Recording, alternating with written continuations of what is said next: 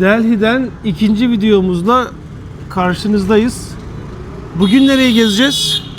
Bugün mescide gideceğiz. En büyük camisi Delhi'nin, eski, aynı zamanda en eskilerinden biri. Kaleye gideceğiz. Kaleye gideceğiz, evet. Kızılkale, Red Bu Fort. eski Delhi bölgesini gezeceğiz Evet. ağırlıkla. Oradan bir de pazara da gideceğiz sanırım. Bu da baharat pazarı, en büyük pazarıymış Delhi'nin. Biraz spontane olacak. Evet. Yine tahmin edeceğiniz üzere taksiyi çağırdık. Gelmesini bekliyoruz.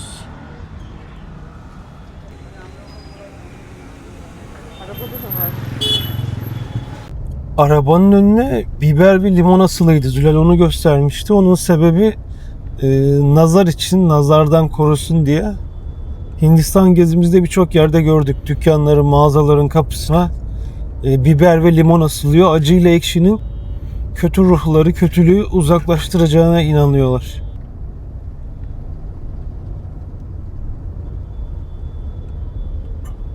Ne güzel iş ya vallahi. Tutun git.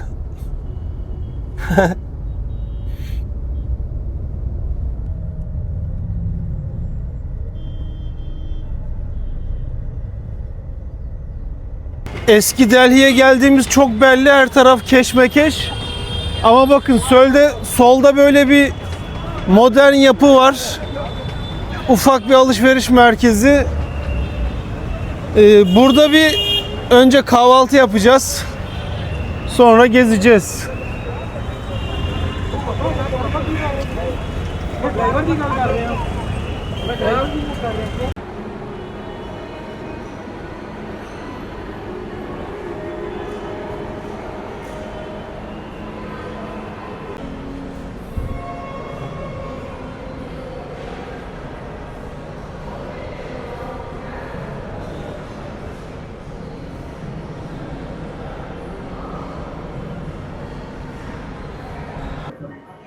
Biz aslında sadece şu peynirli hamur işinden almak istemiştik ama böyle menü olarak veriliyormuş galiba. Çok iyi anlaşamadık. Ne yapalım? Kahvaltıda yiyebildiğimizi yiyeceğiz artık. Bunun tadı çok güzel. Yani Hindistan'a geldiğimizden beri yiyoruz. Çok lezzetli. Sadece ekmekleri yiyebildik. Çünkü yani sabah sabah o yemekleri yemek zor. Tabii kahvesiz de olmaz. Hazır böyle güzel bir yere gelmişken. Yalnız bu tarz yerlere geldiğinizde fiyatlar direkt Avrupa fiyatlarına yaklaşıyor. Bir kahve 3 dolar civarı.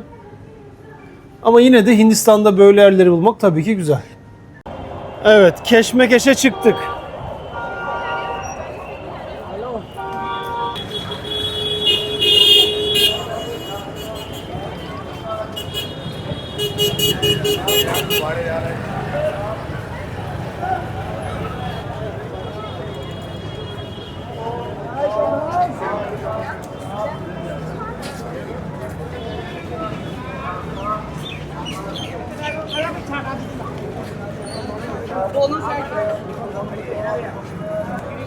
Şimdi bu yol böyle kaleye kadar gidiyor. Önce kaleden başlayacağız. İnanılmaz bir gürültü patırtı var.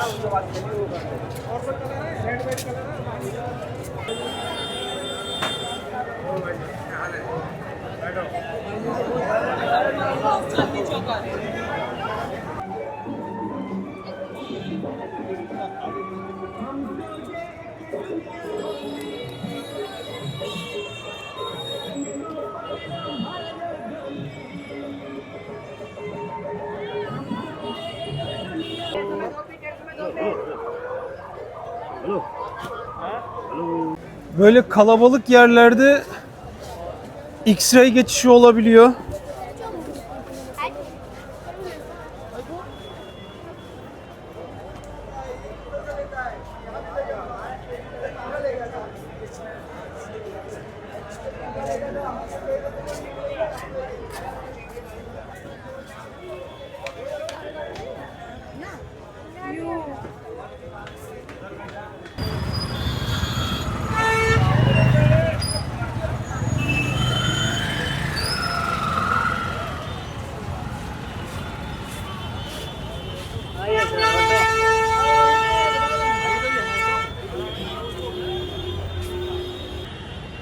Kalenin alanına girdik ama korna ve keşmekeşi görüyor, duyuyorsunuz.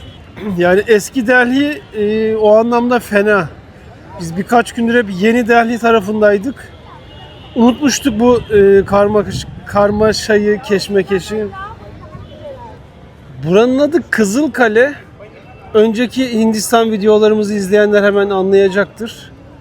Kırmızı kum taşından yapıldığı için muhtemelen adı oradan geliyor. Giriş yine kişi başı 7 dolar. O kadar çok para verdik ki bu girişlere, bu Hindistan gezimizde. Öyle böyle değil. Kalelerin etrafında hep böyle su kanalları oluyor. Ama hangisine gitsek artık su yok. Eskiden nasıl su varsa. Burayı da yine tahmin edeceğiniz üzere Şah Cihan yaptırmış.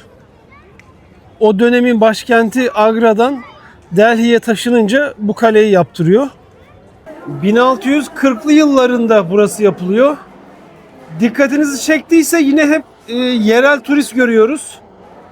Hindistan gezimiz boyunca yani yabancı turist belki %5'tir gittiğimiz yerlerde. Hep yerel turist.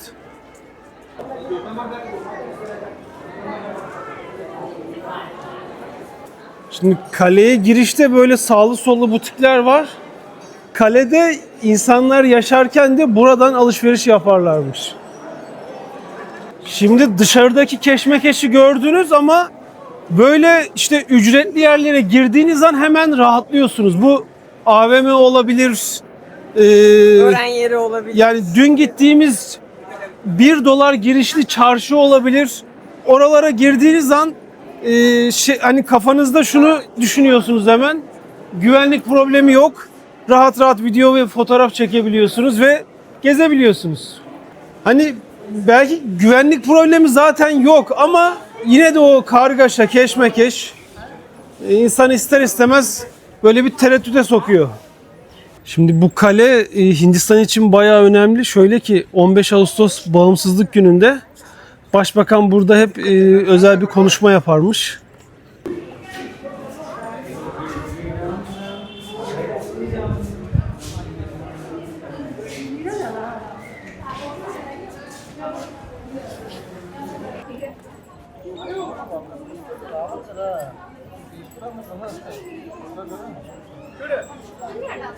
Hindistan'da gördüğümüz her kalede olduğu gibi yine burada halkın sorunlarının dinlenildiği alan var.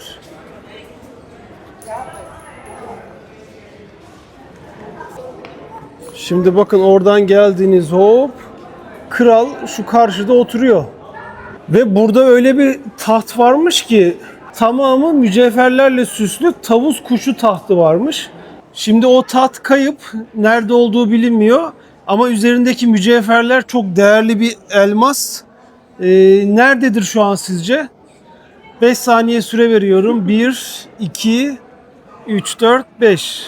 Evet, doğru bildiniz, İngiltere'de. 105 karatlık bir taşmış.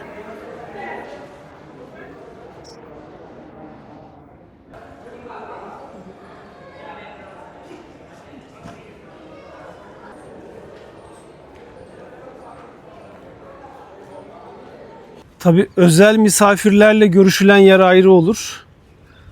Karşıda gördüğünüz yerde özel misafir ve elçilerle görüşüldüğü yer. Yani içeriye geçmeye de izin vermiyorlar. Hani daha güzellerinin içine çok kez girdik Hindistan'da. Belki de tavan dökülmeye başlamış. Güvenlik tehlikesinden dolayı olabilir.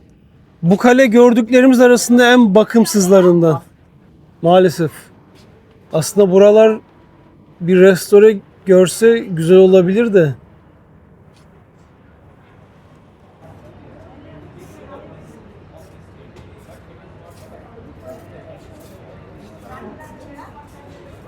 Mesela bu işlemelerin bir benzerini Taç Mahal'in üzerinde de görüyorsunuz. Onlar boya değil, taş kakması. Değerli taşların mermere kakılmasıyla oluşturuluyor. Hemen bu tarafta da hamam bölümü var ama içeriye girilmiyor. Yalnız bu kale böyle yapılardan ziyade bahçe alanıyla böyle daha çok. Olabildiğince yeşil arazi. Sanki biraz sönük gibi bizim Hindistan'daki diğer gördüklerimize kıyasla. Yani burası kalenin içi. 7 dolar verip girdiğiniz kale. Hani bakımsız dedim ya, gerçekten gördüğümüz en bakımsız öğren yeri burası. Ve başkent Delhi'de. Şunu anlam veremiyoruz. İş gücü burada zaten çok ucuz. 2-3 adam tutsan buradaki çöpleri temizlettirirsin. Yani hani maaşlı çalıştır. Asgari ücret de ucuz. Ama böyle bir düşünce ülke genelinde yok. Bunu görmüyoruz.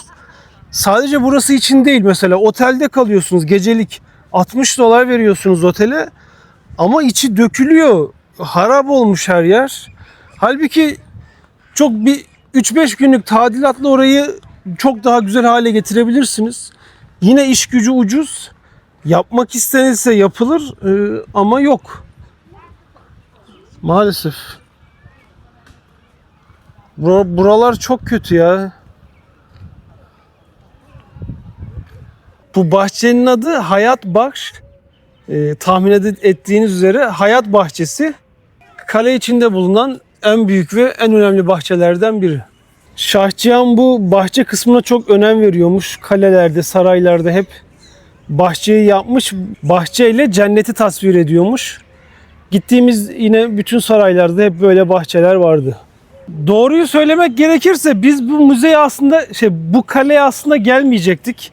Çünkü fotoğraflardan ve yorumlardan anlamıştık ama yine de Delhi'ye gelmişken uğrayalım dedik ama pişman olduk. Hayal kırıklığı. Olur ya, Delhi'ye gelirseniz bizce bu kaleye kesinlikle gelmeyin. Bizim 14 dolarımız gitti. Parasından değil, en az 2 saatiniz gidiyor. Buraya gel git geri dön vesaire. Yani şöyle bir şey olabilir ama biz diğer şehirlerdekileri gördük, çok beğendik. Kıyas yapıyoruz. Bence onları görmesen de buraya girilmez. Öyle mi diyorsun? Bence girilmez. Bence Burada bir şey yok. Hindistan'a gelmişken eğer başka bir kale görmeyeceksen gelirsin. Bence yine gelmezsin. Bence buraya hiç gelmeye değmez. Yani ücretsiz O olsa kadar da değmez. sevmedi. Hiçbir şey yok ki. Arkada bir iki müze var. Onlar ekstra ücretli. Ama o müzelerde Ama içeride bir şey. tahmin edeceğiniz üzere eser, mücevher görülecek bir şey yok. Sizce onlar nerededir? 5 saniye. Siz biliyorsunuz nerede olduğunu. İçe müzelerde askeri kıyafetler, silahlar ve belgeler var. Başka bir şey yok.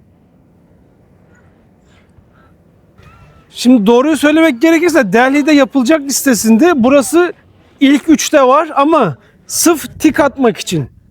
Buraya bence gelmeyin derim. Ama Zülal'in yorumunu da duydunuz. Artık siz karar verin. Şimdi çıkıp buradan önce yakında büyük bir cami var. Oraya gideceğiz. Sonra da çarşı pazar. Bu arada yerel turistler bu giriş ücretini nasıl ödüyor ki, pahalı değil mi diye düşünenler olabilir. Yerellere buraya giriş sadece 40 rupi. O da yarım dolardan bile az yapıyor. Ama turiste 7 dolar. Hani bu Türkiye'de de böyle, dünyanın birçok ülkesinde böyle. Yerelleri her zaman ucuz oluyor. Turiste pahalı. Kalenin hemen önünden camiye yürüme 15 dakikaya gidiliyor. Şimdi cami şurada. Yavaş yavaş oraya gidiyoruz. Bu muhitte Müslüman mahallesi. Caminin adı Jama Mescid.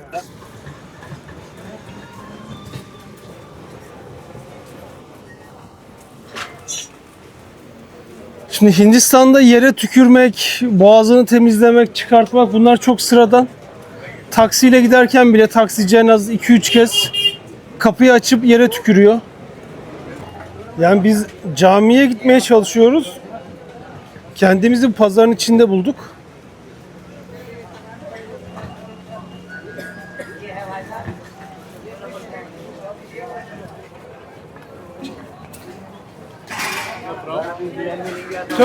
Türkiye.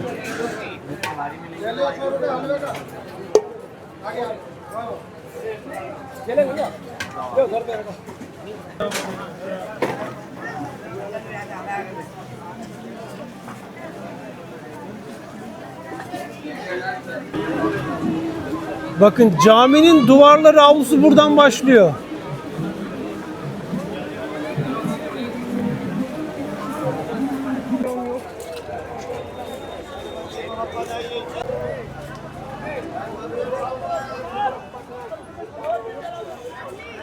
Şimdi hayatımda camiye ücret vererek girdiğim tek yer burası oluyor. Adam para üstünü de vermek istemiyor. 5 dolar kişi başı. Yani bazı konularda gerçekten hani çok affedersiniz ama leş bir durum var. Maalesef. Yani buraya yalın ayak girdik ama içerisi temiz değil ki, içerisi pis. Ve sadece turiste o ücret. Evet. Maalesef. Şimdi bunun bir benzerini ben Pakistan'da da gördüm bazı camilerde. Avluya böyle yalın ayak girip bakın orada abdest alıyorlar. Ay. Şimdi o sudan abdest alınıyor, ortak sudan. Bunu Fas'ta da görmüştüm. Sonra buradan yalın ayak yürüyüp içeri giriyorlar.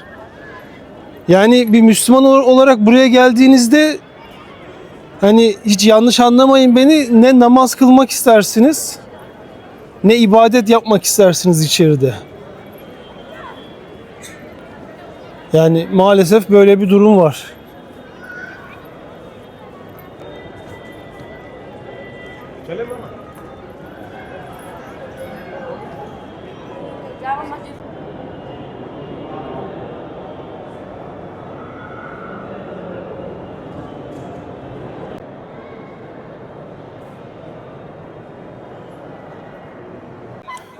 Caminin içinde öyle aman aman özel bir şey yok. Ama dediğim gibi yani pis, içerisi de pis. Namaz kıldıkları yer de öyle maalesef. Yani zaten bu ortak sudan abdest almak apayrı bir konu. Ama bu buraya has değil. Dediğim gibi ben bunu Fas'ta da gördüm.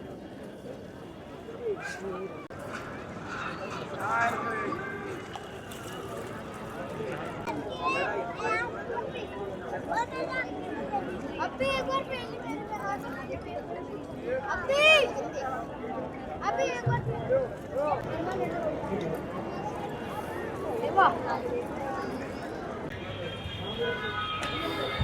Anlayacağınız üzere camiden çıktık.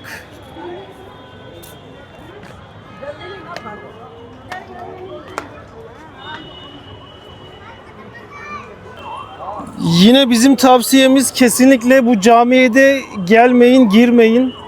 Hani bence bir camiyi böyle görmemek daha iyi. Ücretinde değilim. Biz 10 dolar verdik ama hiç ücretinde değilim. Delhi'de bu camiye gelmeyin.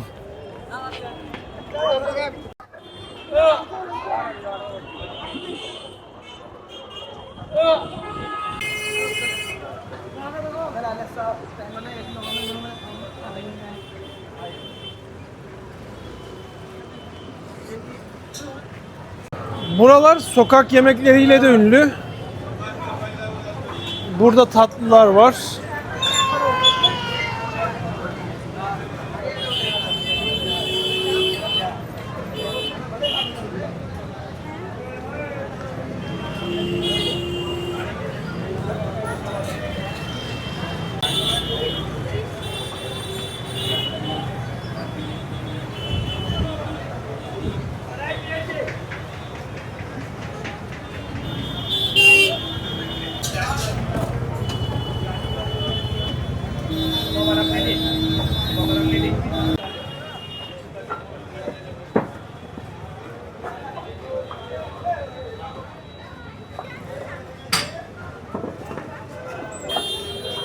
Burada bekleyen arkadaşların niye beklediğini sordum. Yemek bekliyorlarmış. Bir kişi 60 rupi, yarım dolardan biraz fazla. Hani çok yüzlerini göstermek istemiyorum. Bunun bir benzerini Afganistan'da da Pakistan'da da görmüştüm. 13-14 dolara 21 kişi iyi kötü karnını doyuruyor. Ya bunu tamamen spontane gördük. Özel olarak bunu göstermek istemezdik ama karşımıza çıkınca paylaştım.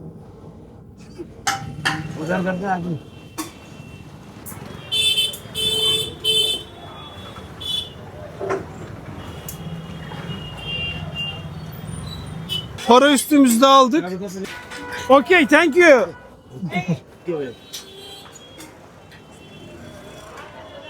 Bakın bunun bir benzeri karşıda da var. İnsanları böyle çekmek istemiyorum.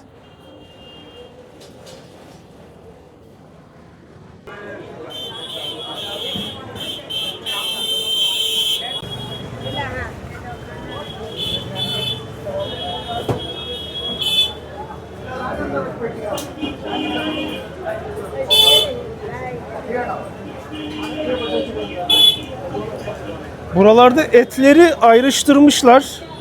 Burada tavuk var, orada et var. Onun içine yoğurt tarzı bir şey attı. Bunlar da kadayıf.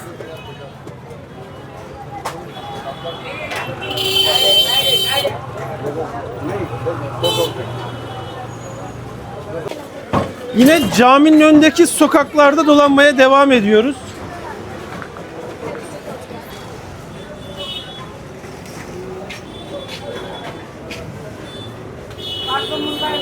Ya aşağıda canlı tavuk var, üstte maalesef.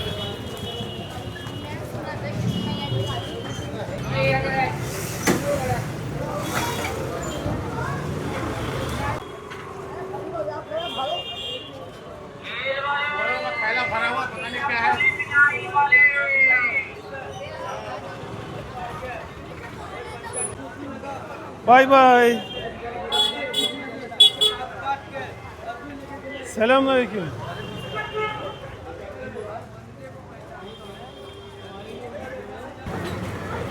Bakın burada da ekmek yapılıyor. Bunları ben Afganistan'da, Pakistan'da çok yedim. Çok lezzetli oluyor. Selamünaleyküm.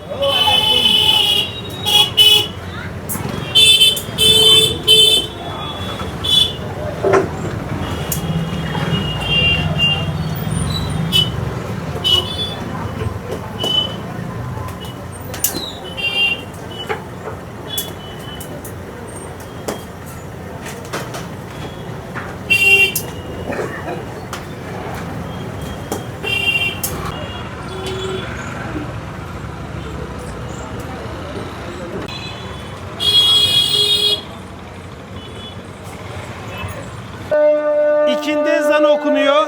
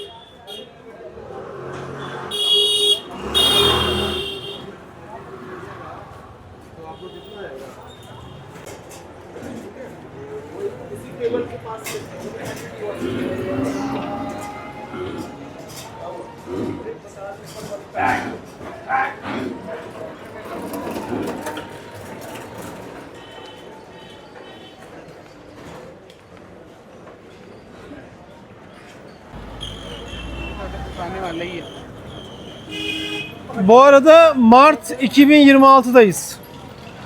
Şimdi buralar böyle kalabalık, keşmekeş ama yani gelip de size kimsenin gasp edeceği bir şey biz hissetmedik. Genelde buralar için çok güvensiz deniliyor. Tamam, cepçilik belki olabilir ki ya ben onu da hissetmedim. Kalabalık, karmaşa ama bence çok böyle güvensiz yer diyemem buraya. Sence canım? Ben de olumsuz bir şey hissetmedim. Yani çok fazla bakıyorlar. Bir yerden sonra rahatsız ediyor ama yani onu anlarsınız. Meraktan bakıyorlar yani. Evet. Adam dönüp dönüp bakıyor yani. Hala dönüyor bak. Kaza yapacak neredeyse. Dediği gibi hanımın meraktan bakıyorlar. %90'ı bizce öyle. Ya onu ayırt edebiliyorum. Çünkü o bakıştan onu hissediyorsunuz.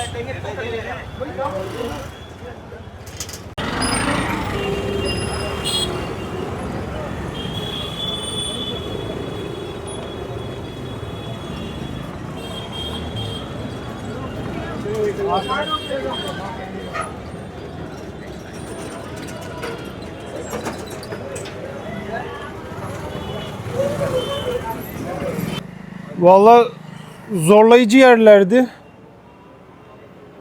Gördüğümüz her şeyi de tam çekemedik yani.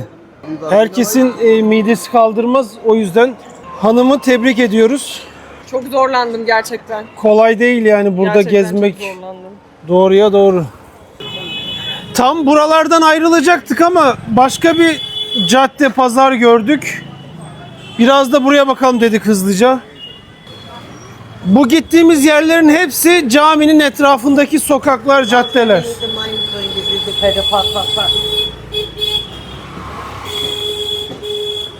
Yani buralarda öncekiler gibi biraz daha böyle takı toka butikleri var. Turist biraz daha çok buralarda.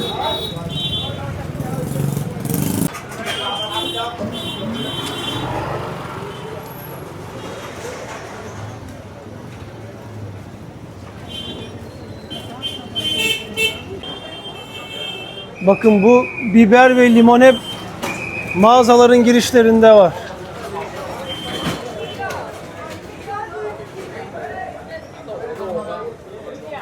Nazar için. İnanın sağ solu kontrol etmekten yorulduk. Korna seslerinden yani artık başımız şişti. Bugün ekstra yorucuydu. Vallahi dişlerimi sıkmaktan başım ağrıyor. Gerçekten öyle.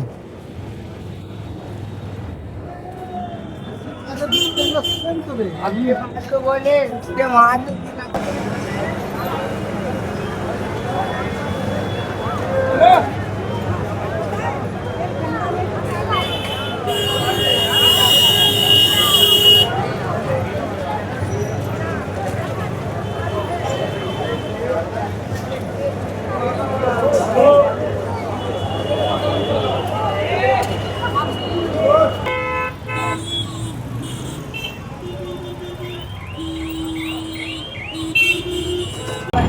Öyle bir kalabalık var ki zar zor bir tuk tuk ayarladık. Yani şu korna sesinden maalesef bugün çok bezdik ya. Her gün var da bugün ekstraydı.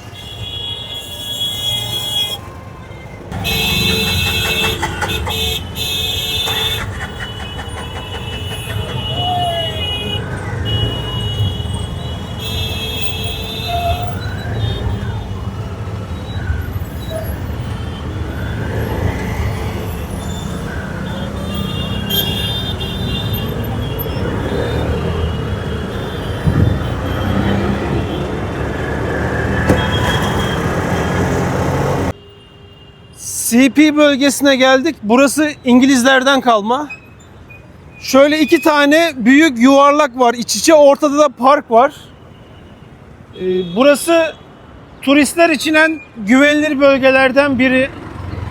Özellikle de konaklama için tüm Delhi'deki turistik yerlere yakın diyebiliriz. Ama burada oteller çok pahalı. Gecelik 200, 400, 500 doları gözden çıkarmanız gerekiyor. Biz o yüzden Güney Delhi'de kalıyoruz. Orası da güvenli ama oteller kısmen daha hesaplı. Burada zincir oteller var, büyük güzel restoranlar var. Akşam yemeğimizi yiyip etrafta biraz dolanacağız. Restoranımız bu. Kuzey Hindistan mutfağı var. Bakalım inşallah yer vardır tabii. Restoran full doluydu. İsmimizi yazdırdık. Yarım saat sonra tekrar gideceğiz. Bugün günlerden cumartesi, muhtemelen hem eski Delhi'de hem buradaki kalabalık biraz da o sebeple. Siparişi verdik ama o kadar gürültülü ki burası şehirdeki düzgün restoranlardan biri. Maalesef bu gürültü her yerde var. Bu tavuk biryani, bu da butter tavuk. Dün akşam yedik, çok lezzetliydi. Yine söyledik.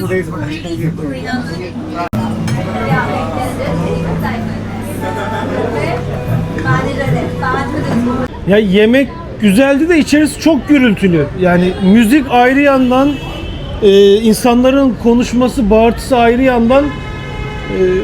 Yani zaten video çekmem mümkün değil. Müzik çok yüksek açık. Yani Ama bu burada genel restorana bir sorun. has bir şey değil yani. Evet. Hindistan'da gürültülü, her yer gürültülü. Sokak da öyle. Yani çok düzgün restorana gitseniz de öyle. Bir tek dünkü gittiğimiz restoran iyiydi. Ekstra iyiydi. Orada da müzik vardı ama biraz kısıktı. Hadi Yemek yani. müziği hafif hafif. Evet. Sence nasıl yemek? Yemek çok lezzetliydi. Yalnız acı istemiyoruz dememize rağmen böyle Yine de acı. ağız yakan bir acı geliyor. Yani aklınızda olsun, mutlaka acı istemiyoruz deyin sipariş verirken. Bir de- Konuşamıyorum. Biz yani ikimize anca yeter dedik ama aslında fazla söylemişiz. Evet. Yani orada 3 kişi de doyar, 4 kişi de doyar o yemekle. Biz hepsini yiyemedik maalesef. Porsiyonlar hep büyük geliyor Evet, genelde. porsiyonlar büyük. Ödediğimiz hesapta $20. Yani tabii Hindistan için pahalı. Ama işte Delhi'de yiyebileceğiniz en düzgün yerlerden biri. Evet. Ama yine de dün akşam gittiğimiz daha iyi. Onu da önceki videodan izleyenler bilir. Şimdi yine bu işte yuvarlağın içinde, etrafında biraz dolanıp sonra artık otele gideceğiz. Bugün bizi çok yıprattı. Gerçekten yorulduk. Yani bakışlarımızdan bellidir zaten Evet. bence. Psikolojik olarak da fiziksel olarak da ciddi anlamda yorulduk. Bu bölgede dünya markalarını da bulabiliyorsunuz. Biz burayı gündüz gezdik daha önce.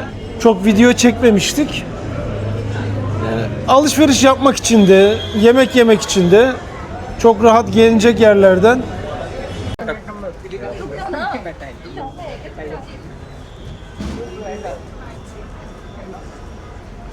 Bu eniştede park var. O parkın içinde bir pazar var ama pazarı çok tavsiye etmem. Çok turistik bir şey yok. Çok basık, havasız. Bayağı pazar yani. Buralarda dolanmak daha keyifli. Akşam kenarlara böyle tezgahlar kuruluyor. Biz önceki sefer bayağı şal vesaire almıştık. Sevmiştik. Yani buralarda yarım gününüzü, belki bir gününüzü bile geçirebilirsiniz.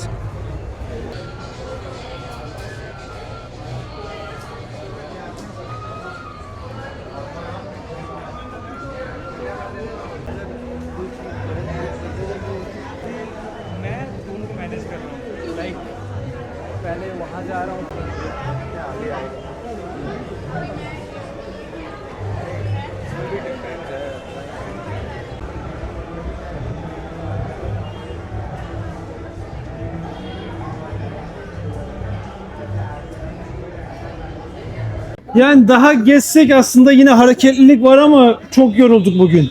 Bugün çok yıprandık. Bugün bizi en çok ne yordu? Eski Delhi. Nesi? Sesi, gürültüsü, o yokluğu. Yürüyemiyorsun. Sürekli motor mu çarpacak? Tuk tuk mu Evet. çarpacak? İnsan mı çarpacak? Yani o gün boyu bizi çok yordu. Ya da bir şey mi basacağım? Evet. Maalesef, yani maalesef demeyeyim de hani bugün bayağı yorucu geçti. Ama dolu dolu bir gündü. Yarın Delhi'deki son günümüz. Bir tam günümüz daha var. Yarın da yine bir iki yere gideceğiz. Çok değişik bir yere gideceğiz. Evet, yani Hindistan zıtlıklar ülkesi. Yarın da Evet. yine bize zıt gelen bir şey, tahminimize zıt gelen bir şey burayla ilgili. Hiç tahmin etmeyeceğim bir şey. Evet. Çok merak uyandırdık Evet. yani. Sen çıtayı çok yükselttin de. Söylerken amacım bu değildi aslında O kadar da değil yani. O kadar değil de. Ama tahmin eder misin bugünkü eski Delhi'yi gördükten sonra?